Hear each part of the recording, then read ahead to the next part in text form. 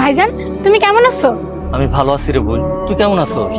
আমি ভালো আছি। তোমার সাথে কত যোগাযোগ করার চেষ্টা করছি, তোমার ফোন বন্ধ ছিল কেন? ফোনে কেমনে পাবি বোন?